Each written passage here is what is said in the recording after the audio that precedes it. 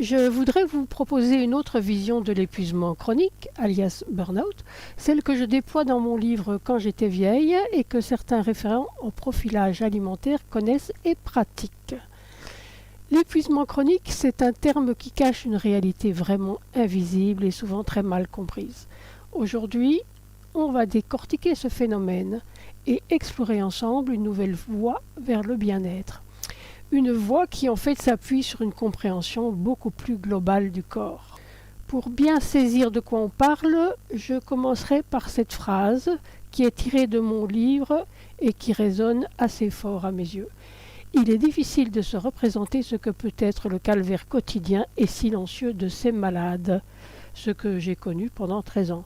C'est une façon de reconnaître dès le début la profondeur de la souffrance des personnes qui vivent cela au jour le jour, qu'on va appeler ici les épuisés chroniques. D'abord, un petit plan de route pour y voir plus clair. On va plonger dans cette souffrance invisible, puis on va essayer de s'orienter dans le labyrinthe des diagnostics.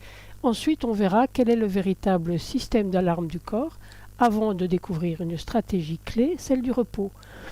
Et pour finir, on regardera comment bâtir des piliers de santé solides pour guérir le système dans son ensemble. On ne parle pas ici d'une simple fatigue passagère, mais d'un véritable épuisement chronique. Je décrirais ça comme la sensation que vous avez le premier jour d'une grosse grippe. Seulement, cette grippe dure des années. Les signes sont vraiment multiples. On se réveille déjà épuisé, on a un mal fou à récupérer après le moindre effort, on se sent à la fois tendu et fatigué, sans arriver à dormir et à récupérer. À cela s'ajoutent des douleurs, des maux de tête, le fameux brouillard mental, des problèmes digestifs et de l'anxiété bien sûr. Bref, c'est tout le système qui tire la sonnette d'alarme. Avec une liste de symptômes pareils, on pourrait se dire que le diagnostic doit être clair. Eh bien, pas vraiment. C'est souvent là que commence un véritable casse-tête. C'est notre deuxième point. Pourquoi l'étiquette ne suffit pas ? En fait, les textes qu'on analyse regroupent plusieurs diagnostics sous un même grand chapeau, celui de l'épuisement chronique.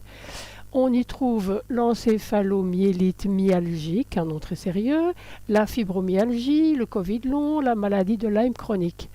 Pourquoi les mettre tout ensemble ? Tout simplement parce que, malgré des noms différents, toutes ces affections partagent des schémas de perturbation qui sont étonnamment similaires.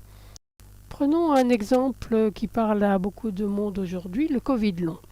C'est assez frappant de voir à quel point les symptômes ressemblent à ceux de l'encéphalomyélite myalgique, EM, ou syndrome de fatigue chronique, SFC. Ce chevauchement est si net qu'il suggère que ce sont les mêmes circuits centraux qui sont déréglés. On touche ici à un point absolument crucial. L'approche conventionnelle passe souvent à côté de cette hypothèse.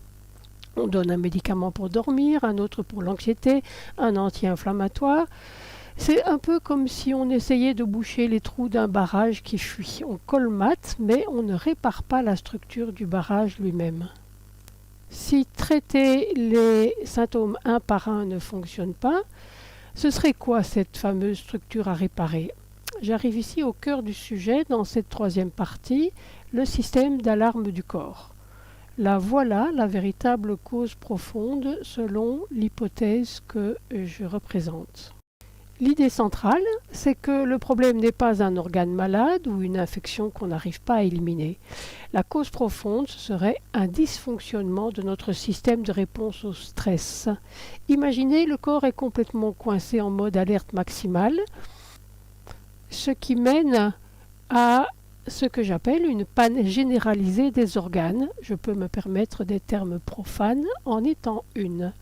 Le système d'alarme repose sur un trio. D'abord, l'axe HPA, selon les termes anglais, le grand chef d'orchestre des hormones du stress.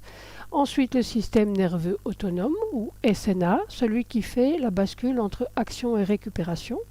Et enfin, le système limbique dans notre cerveau, qui est notre détecteur de danger. Quand ces trois-là sont dérégulés et ne communiquent plus bien, c'est tout l'organisme qui trinque. Si le problème est un système d'alarme qui reste bloqué sur la position marche forcée, la première étape logique, ce serait de trouver l'interrupteur pour l'éteindre. C'est tout l'objet de la quatrième partie, la stratégie du repos, qui est la pierre angulaire de tout le reste. La question se pose alors de manière simple. Si c'est tout un système qui est en panne, quelle peut bien être la solution de fond? La réponse, c'est ce chiffre 6. Ce n'est pas juste « reposez-vous, ça ira mieux ». Non, je propose une approche bien plus structurée qui s'articule autour de 6 formes de repos bien distinctes. Voyons ça. J'ai conçu cette stratégie en m'inspirant du travail très efficace de feu Dr Pousnecker, américain, dont la clinique a été reprise par le Dr Andrew Neville, tout aussi américain. Cette stratégie va bien au-delà de l'idée de simplement dormir plus. Elle intègre le repos physiologique, le repos mental, le repos alimentaire, le repos organique. L'objectif unique, c'est de calmer et de réparer en profondeur tout notre système de réponse au stress. Le repos, qui est la fondation, s'intègre dans une stratégie globale qui repose sur 4 piliers.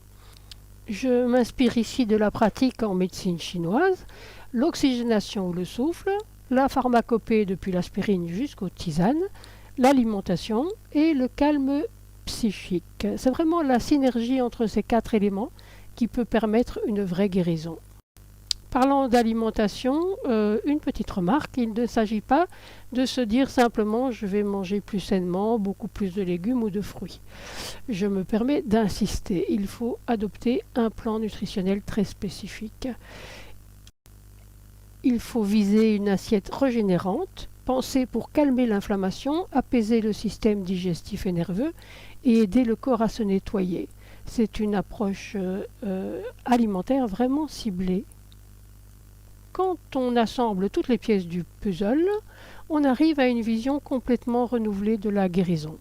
C'est notre dernière partie, comment guérir le système dans son ensemble, ce qui est une toute nouvelle perspective. On pourrait dire que le grand message à retenir, c'est ce changement de paradigme. Arrêter de se battre contre des symptômes isolés un par un, et à la place chercher à réparer de manière globale, holistique, l'ensemble du système de réponse au stress. L'objectif, c'est de créer de la résilience, de la force intérieure, et non pas de mener une guerre contre son propre corps. J'espère vous avoir offert une nouvelle perspective sur une autre façon de sortir de ce tunnel de sous-vie qu'est l'épuisement chronique. Une autre approche que d'autres et moi-même avons utilisée avec profit. Si vous souhaitez vous faire suivre par une personne qui connaît la stratégie précise que je détaille dans mon livre, les référents certifiés en profilage alimentaire à ma façon sont repérés sur le site officiel qui sera indiqué aussi en commentaire. Mes livres chez Aladdin sont en vente en librairie physique sur commande et sur notre portail maison. Les formats digitaux ne sont en vente que via greenshop.fr.